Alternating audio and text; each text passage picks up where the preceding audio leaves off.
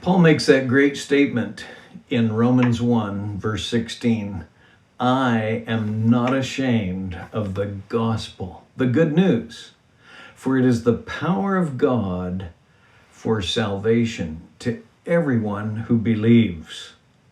I want to just think about that with you for a moment. He begins the book of Corinthians in a very similar way. Listen to Corinthians 1, verse 18. For the word of the cross is to those who are perishing foolishness, but to us who are being saved, it's the power of God. The power of God ties these two texts together. And in one, he says, the gospel is the power of God. And in Corinthians, he says, the word of the cross is the power of God. Obviously, the gospel is the word of the cross. The gospel is fundamentally an announcement. The word of the cross. It's an announcement that God so loved the world that he gave his only son, his only begotten son.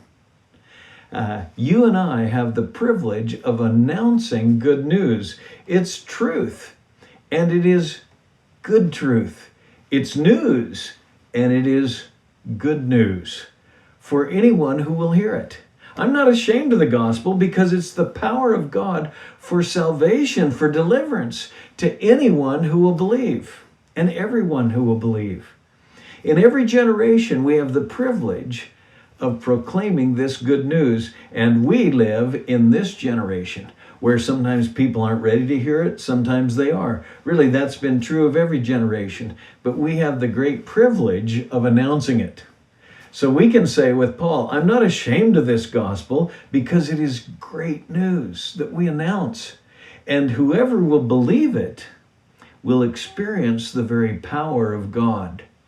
And of course, as we announce this gospel, it must include the word of the cross. I mean, more than include, it really is the word of the cross. The fabric of the gospel is that God gave his son to die on a cross in my place and in your place.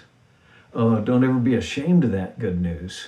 Proclaim it, and proclaim it clearly, and proclaim it as often as you can, that God so loved that he gave his only son.